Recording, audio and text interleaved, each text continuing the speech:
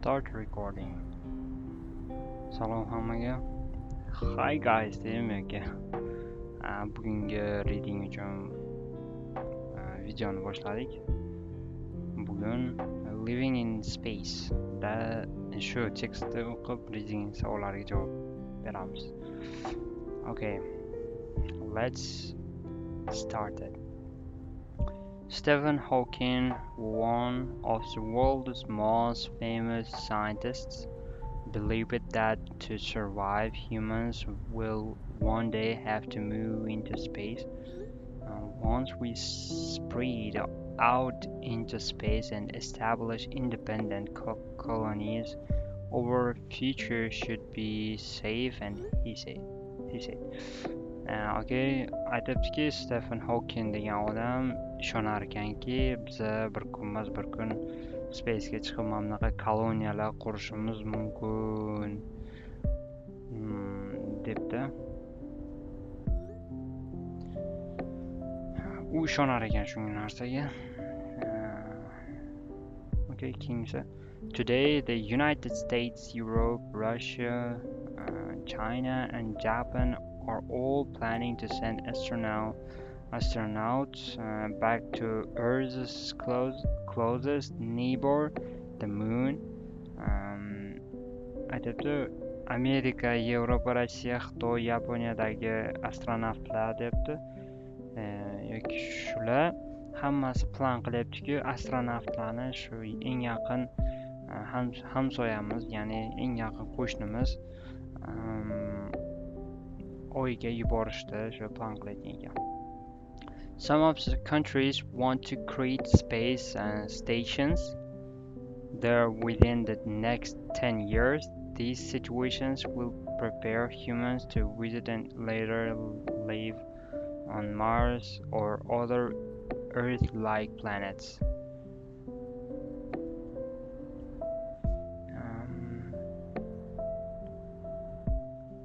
Keyingi 10 yil ichida bularning ichidagi ba'zi davlatlar keyingi 10 yil ichida Mars yoki Yerga o'xshash planetalarda hayot, to есть shunaqa yashash uchun nimadirlar qilayotgan ekanlar qisqasi. Station qilyapti ekan. Stations will prepare human to visit and later live on Mars. Mana bunaqa stansiyalar. This water colony Mars might look like in the future. Shunaqa stansiyalar, koloniyalar qurilar ekan. Mana bu davlatlar bayrog'i bor ekan. Shunaqa koloniyalar qurilar ekan, keyinchalik odamlar borib bu yerda yashashi mumkin ekan. Yashasa ham mana bunaqa qo'bg'alarda yashaydi katta ehtimol bilan. Yokida katta bir paket, men bilmayman, nimadir bilandir atmosfera yaratadi, ichkarida kislorod bo'ladi. O2. Tak ketdik. Robert Zubrin, a rocket scientist, thinks humans should colonize space, and he wants to start with Mars. Why? He thinks sending people to Mars will allow us to learn a lot of things. For example, the ability of humans to live in a very different environment. Robert Zubrin degan raketa olimi aytibdiki, odamlar yerdan tashqarida faqat koloniya bo'lib yashashi mumkin debdi. Chunki u yerda iqlimi, hamma narsasi boshqacha, shu uchun shunaqa debdi. Koloniya bo'lib yashaydi. The ability of humans to live a very different environment. Atrofi boshqacha juda ham debdi. Eventually we could create new human societies on the planet. In addition, any advance we made in the fields of science, technology, medicine, and health will benefit people here on Earth.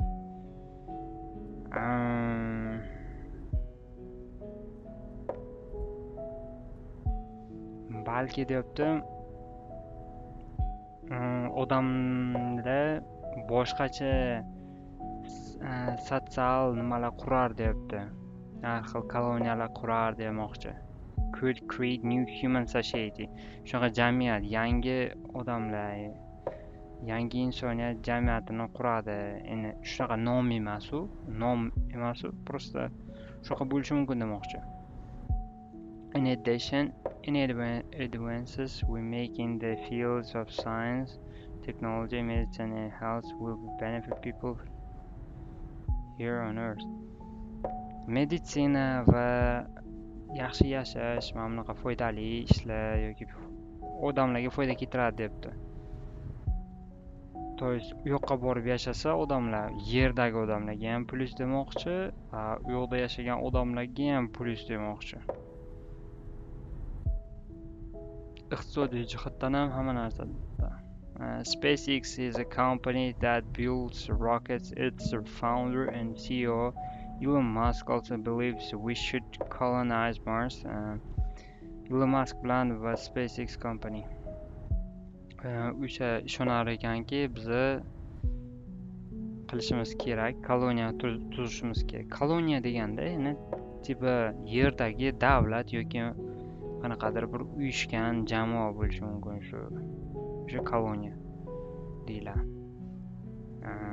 Shunaqa koloniya tuzishni o'ylayotgan ekan. He doesn't want to send just one little mission, though his long-term goal is to put 1 million people on the planet in case something bad happens to us here on Earth. Uni missiyasi shunchaki odamlarni u yoqqa yuborish emas, uni uzoq muddatli maqsadi 1 million odamlarni qo'yish on the planet, o'sha planetaga, mana bu yerga 1 million odamlarni yuborish, 1 million odamlarni yuborish ekan bu yoqqa Marsga, va in case something bad happened to us here on Earth. Yerga nimadir muammo bo'lib qolsa, yerda qanaqadir bir ofat, bir balo kelib qolsa, qanaqadir yomon tabiat hodisasimi, balki asteroid uchib kelar, shu narsa bo'lib qolsa, Marsda mana debdi. Keyin not everyone thinks sending human into space is a smart idea. Keyin odamlar aytibdiki, hamma ham unaqa o'ylamaydiki, bu yaxshi ideya emas, ya'ni aqlli ideya emas. Many say it's too expensive. Bu juda ham qimmat ekan. Shu vaqtda odamlar aytibdi, also most space trips are not short.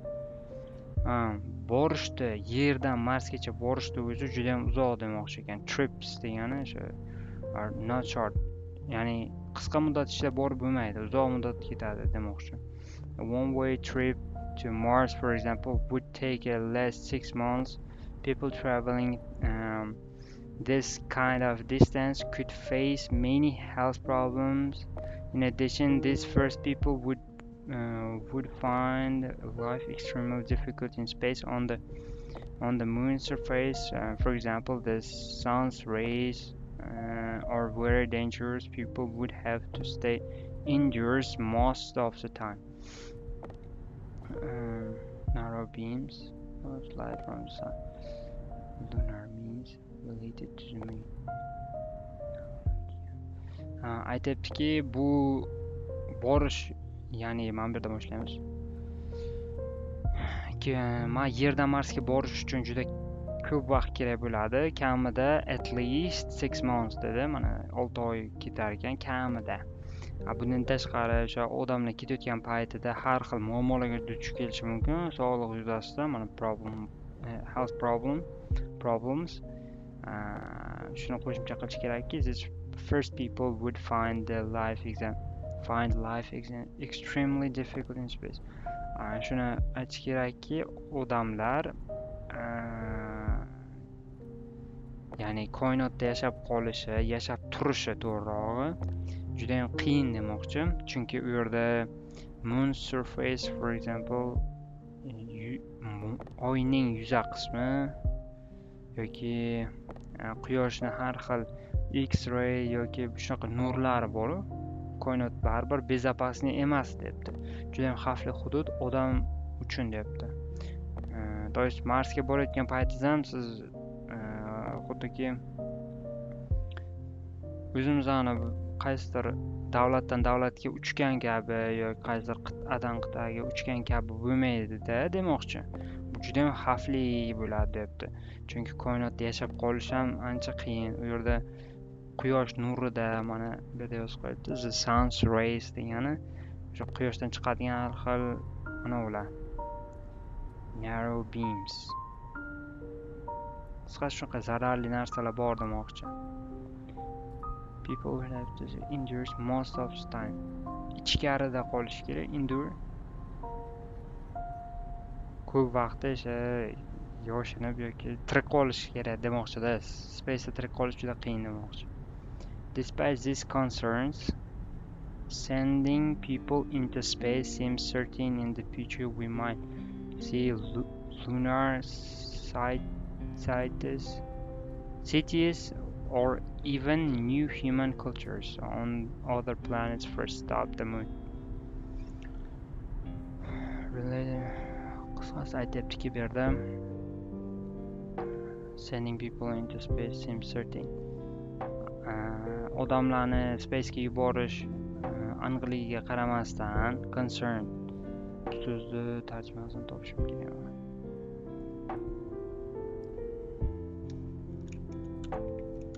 Concern shunday yozilganmidi?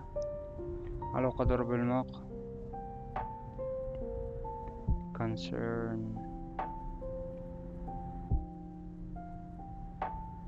Certain in the future we might see lunar cities or even new human cultures.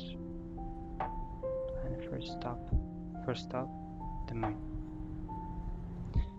Birinchi to'xtash joyimiz baribir ana bo'ladi demoqchi. The moon, ya'ni oyga birinchi borib to'xtaladi va undan keyin chiqib ketiladi demoqchi. Tepa oy xuddi aeroportga o'xshagan joy bo'lib qolar ekan demoqchi-da. Okay, oxiri juda g'alati bo'lib ketdi. No, mayli, savollarga javob beramiz. What is the main purpose of this passage? Purpose of this passage to give reasons for and against space colonization. To give reasons for and against space colonization.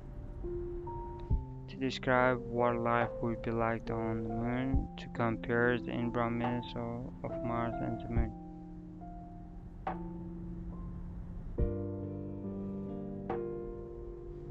Ajobga yaqin kelyapti-da.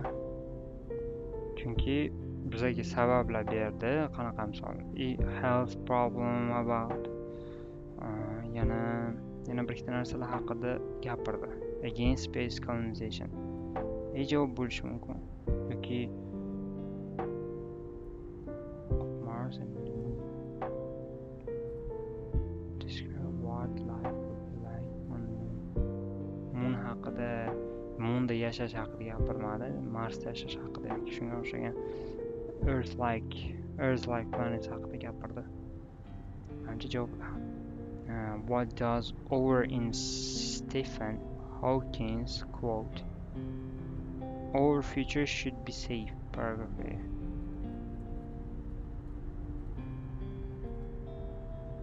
Our humans nazarda tutyapti. Вообще ahmoqona oddiy savol. Our so'zi nima ma'no anglatadi demoqchi mana bu gapda. Our future should be safe. Bizning kelajagimiz safe bo'lishi kerak, ya'ni xavfsiz bo'lishi kerak deganda biz kim? Humans. Nazarda tutyapti. Where are some countries planning to build lunar space station? To learn more about the moon's surface, they reduce the number of people living on Earth to prepare humans to live on the other planets.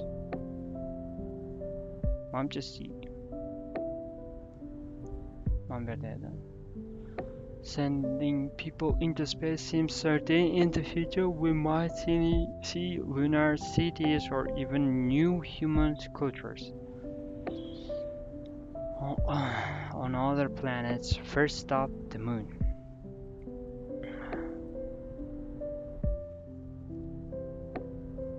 Live on the planets. Which reason for living in space is not mentioned? Which reason? Qaysi sabab for living in space not mentioned? We can learn if human can live in a very different environment from that of Earth. We can establish human societies on other planets besides Earth. Dan tashqari, Yerdan tashqari. We can establish human society on the B javob bo'lishi mumkin. We can search for sign of intelligent life elsewhere in the universe. We can yo'q, not demoqchi-ku. Not mentioned it. We can learn if human can live in a very different environment from that first.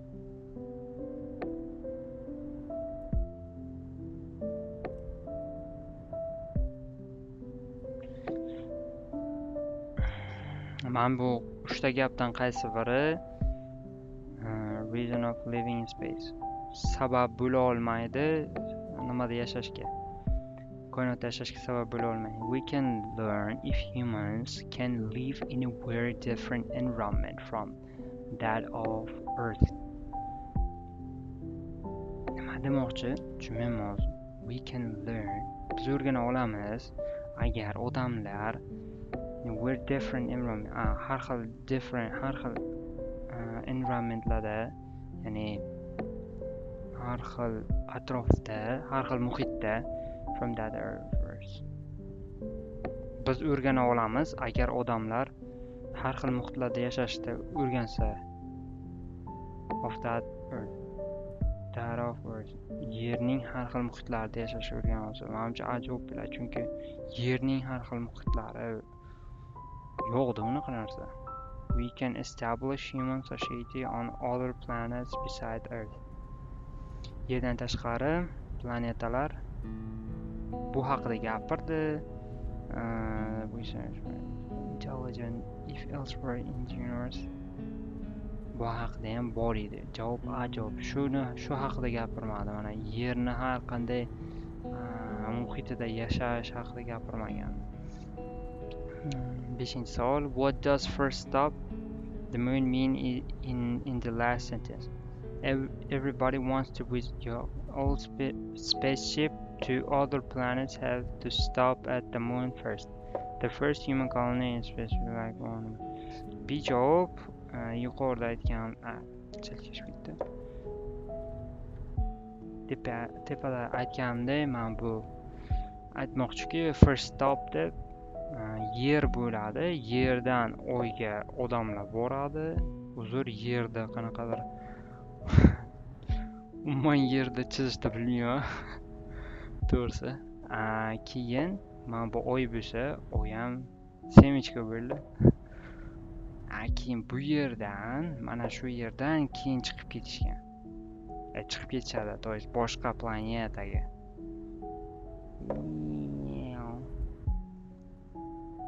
Misol uchun Saturn nima yer bo'lsa, yer, oy, planeta, boshqa planeta.